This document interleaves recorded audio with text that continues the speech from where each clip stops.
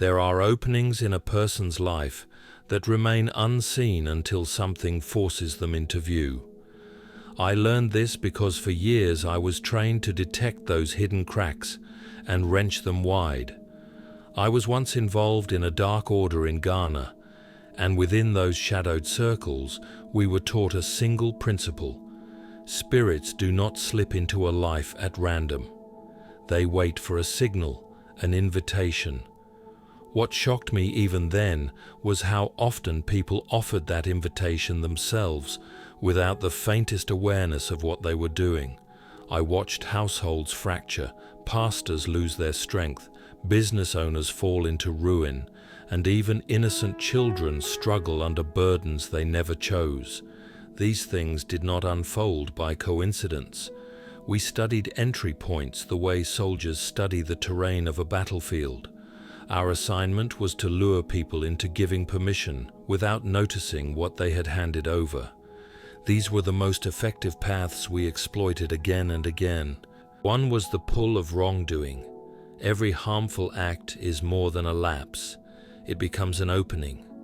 In Kumasi, there was a young man who sank deep into gambling.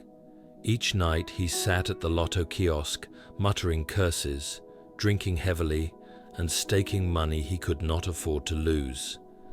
We targeted him with a force tied to lack and misfortune.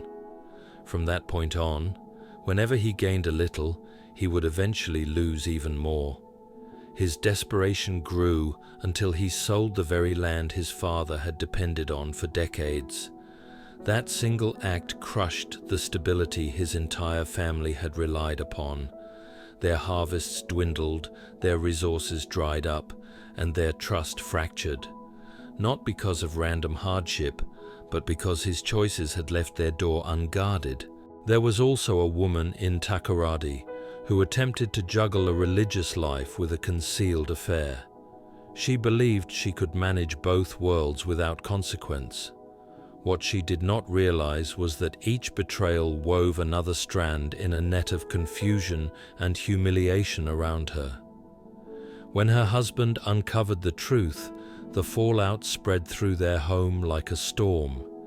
Her children withdrew, resentment festered, and her sense of clarity vanished. She insisted for months that the chaos was accidental, but it wasn't coincidence. It was the spiritual imprint of her choices settling around her. Another path was found in defiled or tainted objects.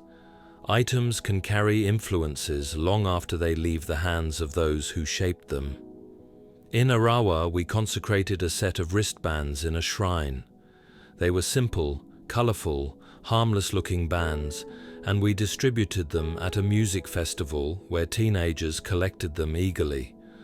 Weeks later, reports drifted in, strange fevers that no doctor could explain, sudden waves of sadness, sleeplessness, and lingering exhaustion. Parents searching for answers never imagined the woven bands their children wore so casually had become subtle doorways that allowed sickness and despair to cling to them. In Cape Coast, a business owner purchased an ornate carved mask as decoration for his shop. It had been part of rituals long before he ever touched it. At first, he admired its craftsmanship, unaware of the weight it carried. Within months, his once flourishing business suffered repeated catastrophes. Fires ignited twice without clear cause. His wife began waking from nightmares so vivid she dreaded sleep itself. Eventually, she left, believing their home had become cursed. He tried to shake off the sense of doom that clung to him, but he could not understand why misfortune stalked every step. The simple mask he had brought into his home had become a silent anchor for destruction. Then there was the influence of damaging relationships. Spirits often reached people through those they cared about. In Tema, I was assigned to undermine a church. Instead of attacking openly, I built rapport with a youth leader, listening, encouraging, appearing harmless. Slowly, I nudged him towards secret gatherings and reckless entertainment. Once he stumbled, he drew others with him. Within half a year, nearly half the youth group had drifted away from their commitments, lost in distractions and double lives.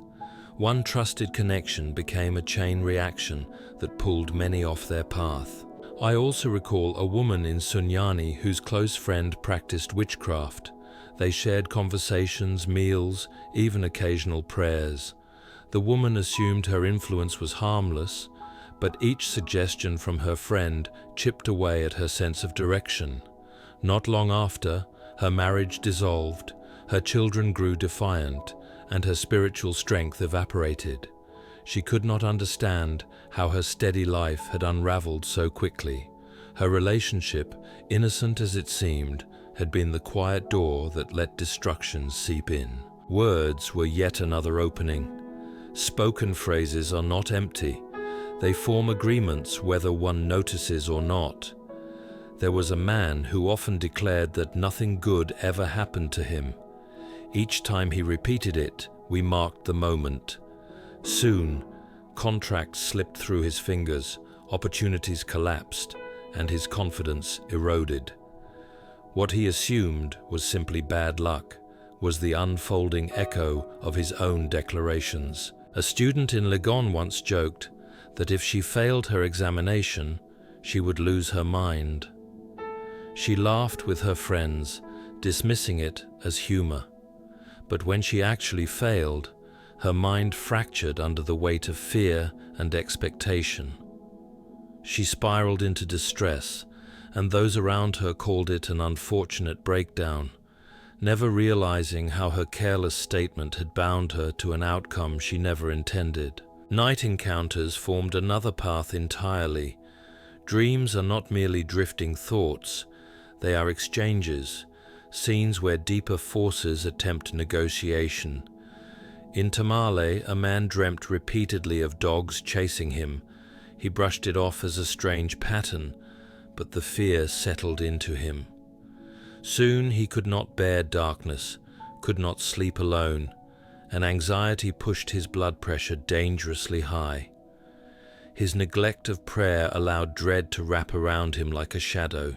In Arawa, a young woman repeatedly dreamt of a presence that visited her in the nights.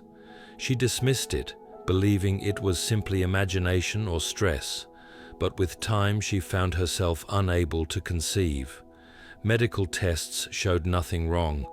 What she did not realize was that those nightly encounters had forged a hidden bond designed to block her womb.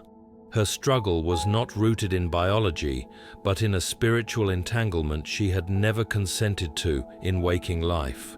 Yet even in those dark years, I witnessed moments of resistance that forced us to retreat. In Kumasi, there was a pastor we attempted to weaken for months. Every tactic failed. His life was saturated with prayer, and even when he drifted into sleep, the space around him seemed charged, almost unreachable. Whatever we projected, temptation, illusions, intimidation, it cracked harmlessly against an unseen barrier. His dedication formed a shield stronger than anything we could produce. It was then I understood that true protection lay not in rituals, not in fear, but in the covering of Christ, something none of our strategies could penetrate. Understand this clearly. These unseen intrusions do not happen without cause. They wait for a doorway, an act, an object, a relationship, a spoken phrase, or a dream. These openings may be subtle, but they are real. And though the consequences can be heavy, every opening can be sealed, every permission revoked, every shadow pushed back. The doors exist, whether one sees them or not, and the power to close them is still within reach.